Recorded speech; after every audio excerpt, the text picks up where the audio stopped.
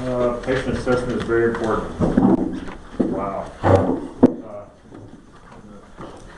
You can't do a patient assessment, guys. You can't treat your patient. All right. So this is one of the more important parts of patient care is being able to figure out what's wrong with your patient, or at least figure out what the symptoms and signs are, and being able to start treating them.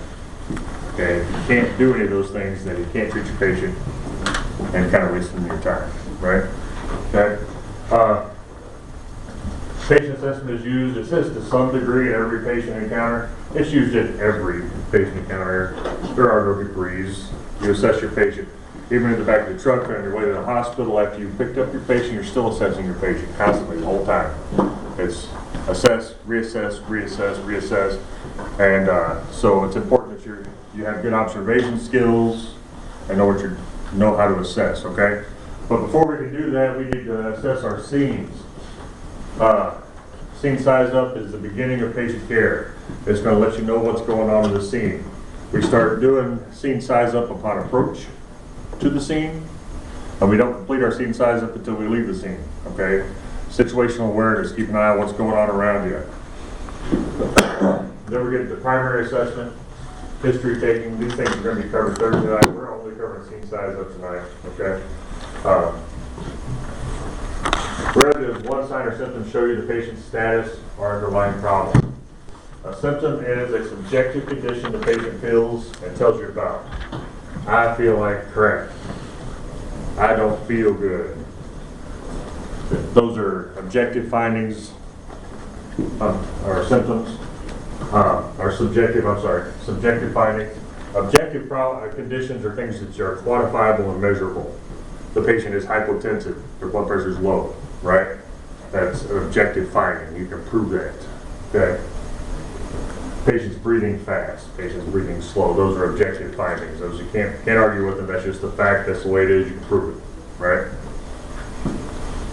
Your evaluation of the condition with which you'll be operating in is just start your scene size up. Maintain situational awareness. Everybody know what situational awareness is? Yeah. Okay. It's important. All right, especially in this day and age, as we start getting into these crazy people wanting to harm us for no reason whatsoever, the fact that we've got cool jobs. Always be vigilant, always be watchful. Safety, safety, safety. The primary concern for you guys on scene is your safety. Secondary concern is your crew's safety. And then fire and police safety. And then patient. And then general public. Okay? So our primary concern on scene is our safety. When me and John are working together, I usually throw John out of the truck early, see if anybody's shooting, and then I'll make sure I'm okay that way. Right? I've only done it twice. Yeah. But the good thing is, if someone's chasing us, I can run faster than you. So. Yeah, you think. You think. Yeah. That boy can run when he's scared.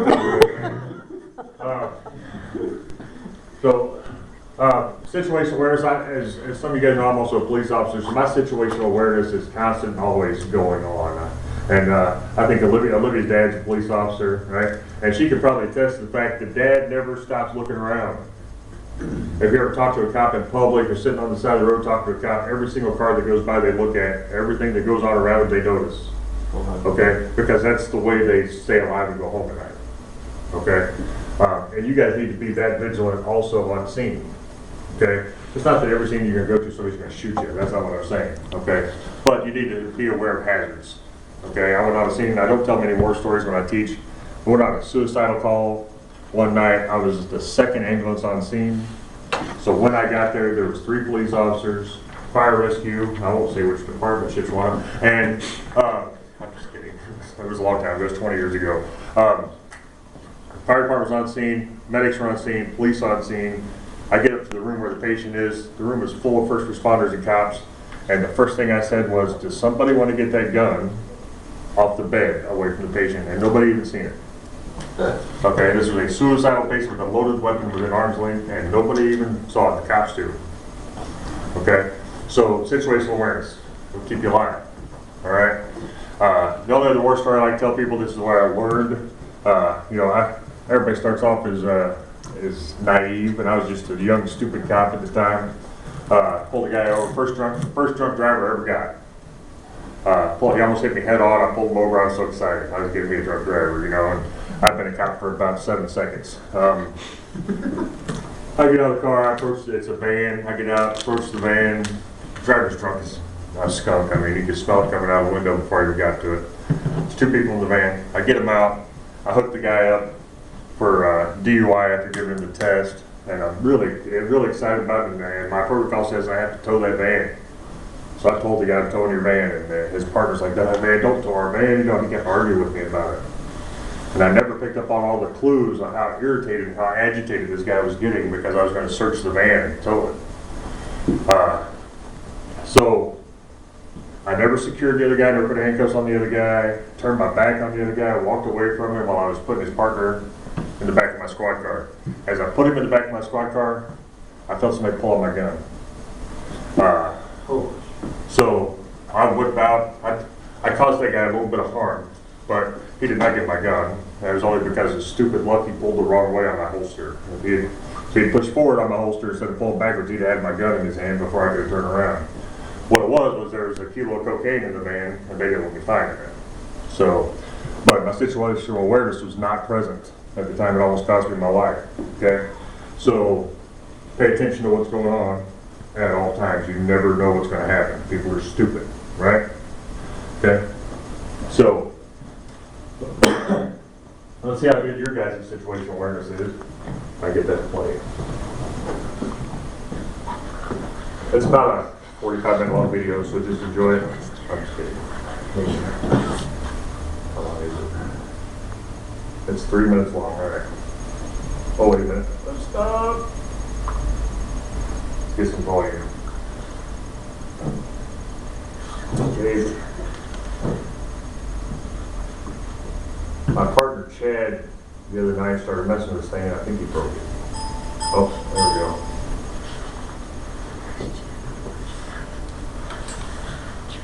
Today we're going to play a game specifically designed to test your spatial awareness. Meet the Brain Games Double Dutch team.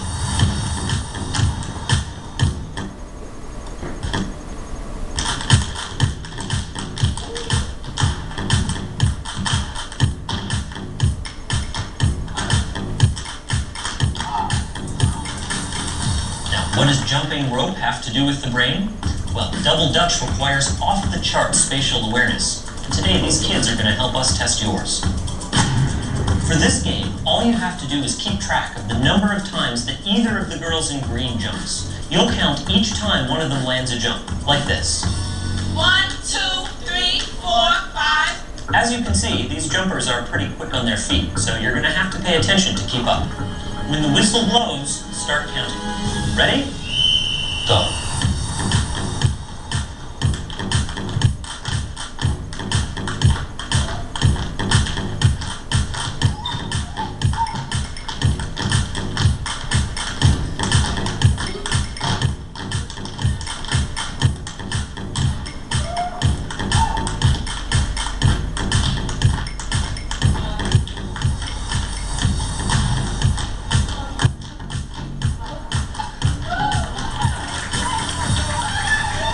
So today we're going to play a game specifically designed to test your spatial awareness.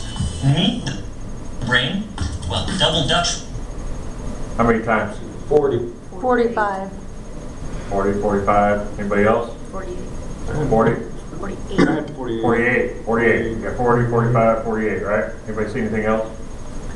There's a rooster. Anybody see the rooster? So you guys are paying attention. Anybody not see it? In the background. It's hard to say you didn't see it. It's okay. You didn't see it? No. Okay. Requires off-the-chart.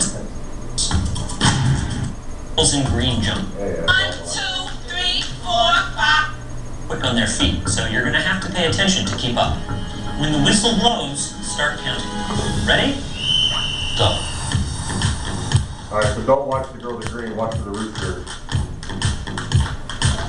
There it is.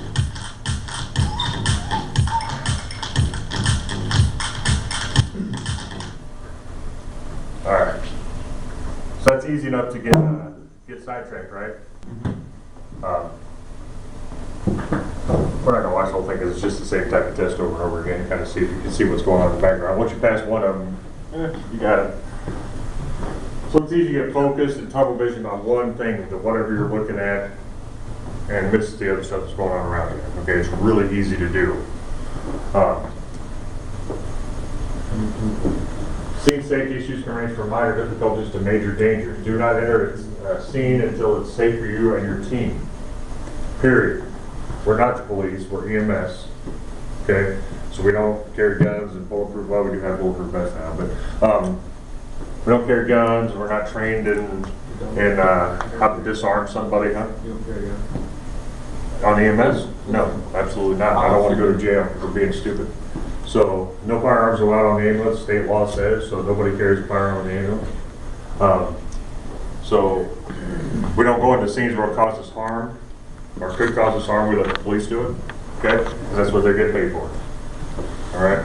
So we go, like suicidal calls, we stage, we sit a couple of blocks away, up to a mile away. If it involves a firearm, I've been known to stay here when it was in Howe. Why? Because it's a firearm. I'm not getting anywhere near the dang thing. All right. We did have a scene a couple of years ago with a firearm. We had 2 medics go out on a difficulty breathing call. They walk in the house. Guy's got a gun in his hand. Middle of winter. The 2 medics did the right thing. They dropped everything and left quickly. Left the ambulance. Left their equipment. Called dispatch and said he's got a gun. Get us some help. And dispatch said, where you at? And they're like, we're in the middle of the street down the road waiting on the police. We ain't going anywhere near. And that was the right thing to do. All right? Live to fight another day, right? Okay? So typically when you enter the way you enter the area is the way you will leave. So pay attention when you go on scene, because that's the way you're going to leave the scene. Always have an avenue of escape, a way out, know where you can go. Wear high visibility safety vests on roadways. That's why we have these bright yellow canary jackets for winter, and we all have vests in our ambulances. When we're on scene, we're supposed to be wearing them. And I said we did. I said we're supposed to. Consider difficult terrain, consider traffic safety, consider environmental conditions. All of these things play factor in scene safety and scene size up. If you ride along in this winter, when we start riding along, we get to go on the toll road. I don't know how many of you first responders have been on toll road calls. Okay, it is the single most hazardous place I've ever been in my entire career in EMS. You will stand there, there'll be ice and snow everywhere, trucks and semis going by at 80 miles an hour, and they miss your ambulance by this far. Because they're not about to get over it, they don't care. So, it is, you really have to watch where you go, because you step outside the truck and get wiped out, alright, just for opening the door. Sleet, snow, ice, wind, all those things can play a factor also in how you approach the scene and how you leave the scene. If appropriate, help protect bystanders from becoming patients. If appropriate. Hazards range from extreme weather conditions to threat of physical violence. An emergency scene is a dynamically changing environment. It's fluid. No 2 scenes are the same. Everything's different. Everybody's different. If the scene is unsafe, make it safe if possible. If this is not possible, leave. Period. Okay? My philosophy has always been this: you take a violent scene that's going on, no weapons involved, the police show up, now there's guns on the scene. Okay? Doesn't make it safe, because now there's firearms. Okay? So just be vigilant. I can't stress that enough, guys. We don't want anybody getting hurt. Then you need, part of your approach to the scene is you're looking like these 1050s. Everybody know what 1050 is? Okay. We have people that haven't been in this line of work before, so some of them don't know. So you go on scene of a 1050 or a car accident, and you size up your scene from the time you can see it to the time you park. Okay, road conditions, traffic conditions, first responders on scene, fire rescue on scene, roadblock, not blocked. All those things come in handy, and it never fails. I have new medics, new AMTs. We get first big call. It sounds like a major head-on collision or something. They'll leave the station here. And by the time we get to the road, they're like, where do I park? Right? That's the first thing they ask. We're not even out of our driveway yet. I'm like, I don't know. Let's get there. Scene size up. Can't do it till you get there, okay? Mechanism of injury, type or amount of force, how long it was applied, and where it was applied to the body. That's going to be in your trauma assessments, and we'll get to that later, probably Thursday night. You'll be covering that with Steve. on how to determine mechanism of injury and how it affects the body. Remember this, fragile and easily injured areas include the brain, spinal cord, and eyes. Blood trauma. Blood trauma is the force occurs over a broad area. Skin is usually not broken. Tissues and organs below the area of impact may be damaged. Okay, blunt force trauma. Penetrating trauma. The force of the injury occurs at a small point of contact between the skin and the object, and ultimately with high potential for infection. Okay, so that's the two main types of trauma. Make sure we haven't gone too far. Oh, we're still good. We got a few more to go.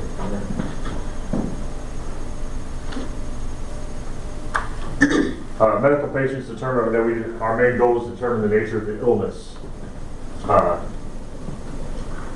The similarities between mechanism of injury and nature of illness are both required you search for clues. Okay, I love a good medic call.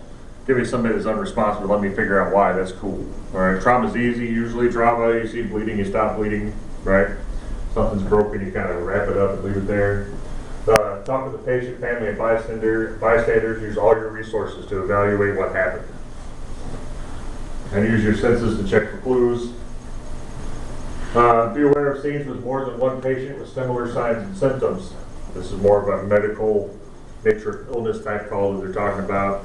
If we get called to a house and we walk in and every single person, there's 6 people in the house, and they all have headaches, they all have cherry red faces, they're all vomiting, chances are we got a carbon dioxide poisoning. We need to get ourselves out of there too. All right, this is our safety. We carry carbon monoxide detectors on all the bags. They're just attached to it. It starts alarming and beeping at us. We leave the scene. But so look for signs and symptoms on a mass scale, not just one patient. Could indicate unsafe scene. Multiple patients without a known traumatic cause is hazmat until proven otherwise. Okay? It's not trauma. You got multiple patients. Try not to linger. Look out, all right? Consider the mechanism of injury or nature of illness early can be of value in preparing to care for the patient. You may be tempted to categorize the patient immediately as either trauma or medical. Fundamentals of good patient assessment are the same. Okay? So predetermining whether your patient is injured or sick probably isn't always right. I've been on car accidents where I've had dead people where they didn't die because of the trauma, they died before the trauma. They had a heart attack and died on the way. Right? So that's a good scene size up. Just assuming that his trauma is not okay. Okay? Could be something else that caused a stroke. Could have caused the accident. Until you do a patient assessment, you can't rule that out. All right? Standard precautions. When we talk about standard precautions, we're talking about personal protective equipment. Gloves, goggles, gowns, hazmat suits, fire gear, whatever. It should be adapted to the pre-hospital task at hand. We don't wear the same PPE on every call. Okay? And most of you guys that run with us on first responder calls know that all we wear is gloves. And there's a few of us that don't even wear gloves. And I'm not one of those. I wear gloves everywhere I go. But if you've got flu, running rampant, or you go on somebody that's coughing and hacking with a fever, you put a mask on to help protect yourself, limits your chance of being infected. Standard precautions have been recommended for use in dealing with any objects that are contaminated, blood, puke, poop, whatever on them. Okay. Blood, body fluids, other potential exposure risks of communicable diseases. All right. Mask for the patient, mask for me. If I got somebody with the flu, I don't want to catch it. Okay. So I put a mask on them, and I usually wear a mask also. That way they can just keep it to themselves, always right in the world. When you step out of the EMS vehicle, precautions must have been already taken or initiated. We work in a medically clean environment, not a sterile environment. Okay, we don't have sterile gloves in our truck. We do have some for a couple of things that we do, but the gloves we carry and wear on scenes are not sterile. Okay, it's just a cardboard box with some gloves in it. All right, and we try to maintain it medically clean. So if you put a pair of gloves, we usually get our gloves on before we get out of the truck. All right, but put your gloves on and pick your nose, change your glove, okay? I do it all the time, you know. Pick, flick, change. Just kidding. Don't get underneath fingernail that way. Huh? Don't get underneath That's right, I fingernail gotta see that way. another finger, you know. What's wrong with that? I have to tell my partner to duck once in a while. Getch. So put your gloves on and try to maintain that clean, medically clean environment. Does that make sense to you? Okay, as much for our protection as the patient's.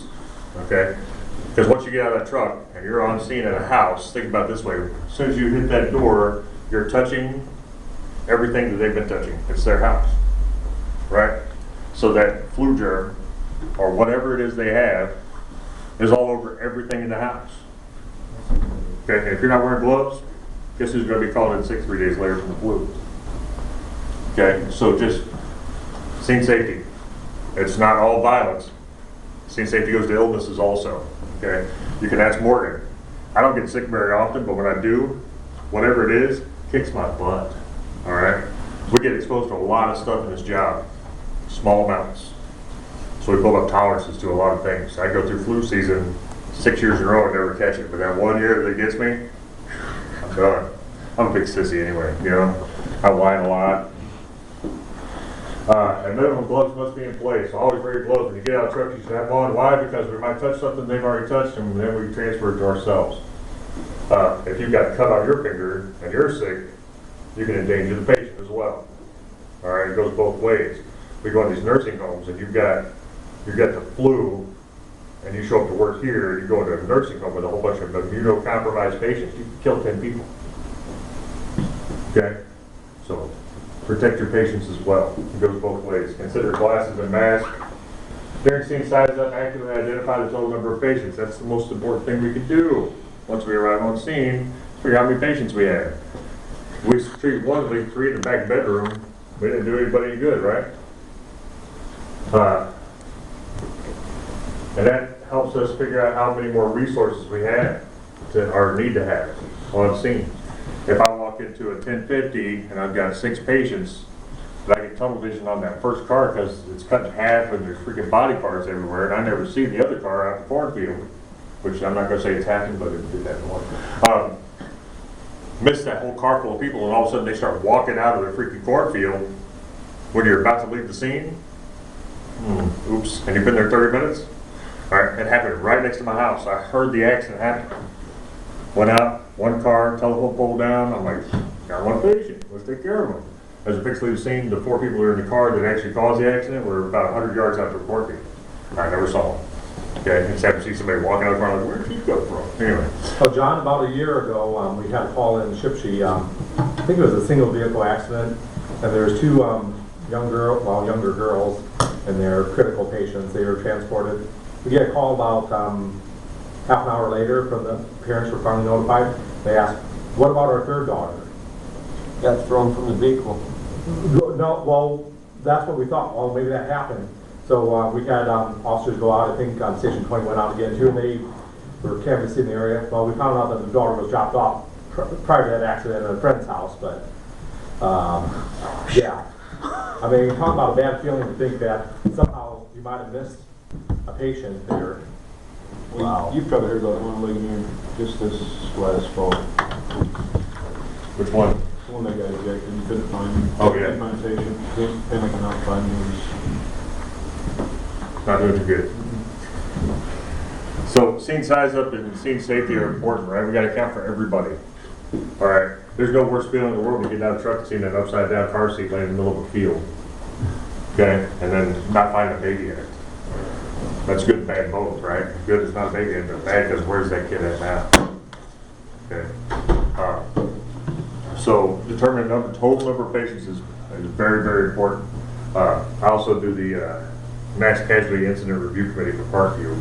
We review all the MCI runs in the whole system, and that's the one thing I've been preaching for the last year and a half is total patient counts. Total patient. We had a bad accident down in Kendallville. They intubated 2 people, flew one of them out. I took one with collapsed lung down to regional signal 10. All this is going on. We were the 2nd truck on scene. We were there 45 minutes after the initial call. Okay, 2 helicopters, 2 ambulances, As the other truck, the last truck there was fixing to leave, 4 more kids were around. Some fireman, being a good guy, had grabbed these kids and put them in his truck. It was cold outside, and never mentioned it to anybody. And as everyone was about to leave, he's like, "Hey, what about these guys?" And their mother was one of the ones that died in the accident. So they were in a vehicle with the mother, dead mother. The guy just taken them off, put them in a truck to stay warm, and never mentioned it to anybody. So then all of a sudden they got to stop everything they're doing and reevaluate and start evaluating 4 more patients. Okay, this is over an hour into the call. Okay, so number of patients is important. Incident command system is important. Identify the number of patients and then we get triage. This will come during trauma session. We'll teach you guys how to do triage for those who don't know how to do it. We have to take ICS for this. You got to take the ICS 200, 300, and all that stuff. I think you have to take 4 classes over with. That's the incident command system. It's online. It's an online class. You take it. No, not a big deal. I think you have to do it. It's kind of an introduction into the incident command. We did fire 1 on Huh? We did the one at fire 1 and 2. Yeah, you guys have to do it for fire 1 too, and I think we have to do it here also. I think so. I think fire guys should go a little bit further into it. Huh? We have to do 1 and 2 for fire. For EMS, you have to do 7 and 8 too. There you go. I've done 1, 2, 3, 4, 5, 6, 7, 8. I just don't all because I get bored a lot. So, triage is the process of sorting patients based on the severity of each patient's condition. We have different colored tags: red, yellow, green, and black. Red is for critical patients. Yellow is for green is for non-injured or walking wounded, and black is for those that aren't complaining of anything and never will again. So the way we do it on scene, just a quick rundown. We have green, red, and yellow patients. If I get on scene, I got 10 patients. I say, "Okay, can you walk and talk?" "Yep, I can walk." "Good enough, you're green."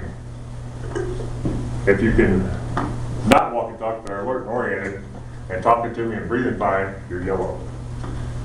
Anything else is red or black. Okay, black is for dead people, in case anybody didn't catch that hint. All right, once you put a color on them, you can never change it again. I'm just kidding. Once you put a color on them, you just keep reevaluating your patients. Okay, and they can change at any time. They go from green to red, red to yellow, red to black. Sometimes black to green. Depends on how good your triage was to start with. Different story. Anyway, if you suspect hazmat situations, we got semi-rollover. We look for the Olivia will get mad at me. Look for the brown canaries, the blue canaries. If we pull up on scene, we see police officers laying dead everywhere, we back up. Okay, they're the first ones there. We're gonna go. If we see police officers down on a semi-rollover, we know there's hazmat involved. And no offense to those guys, but we're backing up. We're to get the right help there. Hazmat, call hazmat response team, get them out to clean the scene and get our people out of there. Specialized resources for us include ALS, which is, that's all we run here is ALS, Advanced Life Support Ambulances, paramedical, Samaritan. Fire departments who may handle high angle rescue, because we have a lot of hills around here. Hazmat, water rescue, and law enforcement. Okay. Does the scene pose a threat to me, my patient, or others? If it does, we need to consider what resources we need. What do you guys think we need then? If there's a physical threat to me on scene, who do I need to call? Law enforcement, right? Let's get them in there, let them beat the crap out of the guy, and then we'll take him to the hospital, right? And then he'll be sick and trauma. It's fun that way. How many patients are there? If I pull up on a scene, I got 10 patients. No physical threat to me, but I've got 1 ambulance. We carry 1 patient in our ambulance. What do I need to do? More buses. Get more trucks on the way, right? As fast as I can. Do we have the resources to respond to the situation? So hazmat stuff, we have hazmat teams around here. I have no idea where they are. I don't care where they are. I call dispatch and go, "Hey, I need hazmat," and they show up. Okay, that's all I know about. It's like magic. Oof, it takes them an hour to get here. Okay, but not my problem. I know how to call for them, and that's important. Okay, water rescue is the same way. Do we still have a dive team in the county? No. No? Okay. No? Okay. Rome City's the only one. Rome City's they have a dive team? Or just divers? Does Rome City still have a dive team? I know they got water rescue. They died. I'm not positive on that. Okay. I know Bob Dove is he's the lead rescue diver for the state. for the conservation guys. And so he's always around. They don't have to have 2 to dive, 3 actually, because you have to have somebody on land. But they're pretty quick to respond. Last drowning I went on, they were there 40 minutes, 35, 40 minutes to recover the body. Guy ran from the cops, ran to a river, died. Good thing that misdemeanor warrant was, you know. Anyway, primaries, okay. Okay. All right. Any questions on scene size up? Nothing? You guys got it? Experts on scene size up? Good enough? We're not experts, we just do it. We're not experts, we just do it. I'm not an expert either, so it's all right. Just remember this, guys, you go into this and you start doing this, if you guys decide to work with us, every scene's different. Okay? We go into houses in the middle of the night, 3 a.m., we get called to a house out at Stone Lake. All right? We are 20 miles from everyone else, and we open the door. Okay? We're all in the habit of, we just walk up, knock twice, EMS, and open the door. Okay? You called us, we're here, we're coming in. All right? So, that's probably not really safe behavior, but it happens. So scene size up is paramount, okay? I will tell you, the last one I went on, last war story I'll tell you about, not the last call I went on. This was probably 8 years ago. When we got called to a parsonage at a church for a difficult breathing call. Okay, so we show up. It's me and my partner, and I have a steward with me. And we walk around the corner. They said, use the back door, front door's locked. Okay. Broad daylight. We walk around the corner. As I walk around the corner, man, there are shattered flower pots, broken glass, broken door. All as I walk around the corner. This is all fresh. You can tell, it just happened. You can tell it's all, So I stop right there, told my partner, I said, go back to the truck, go, get us some backup. So she walks back to the truck, takes the student with her. I went ahead and continued to the scene, trying to get a little closer so I could see what's going on. She calls for the police. And while I walk in the house, and the preacher had beat the crap out of his wife. And that's why she was having difficulty breathing. She had 3 broken ribs, couldn't breathe. So, of course, law enforcement showed up, and they're more than happy to help us out and take care of the problem. But you never know. This was a church and a preacher's house we're going to. Okay, so you just never know what you're going to run into. So always keep your eyes open, be alert, live to save another life another day. Right?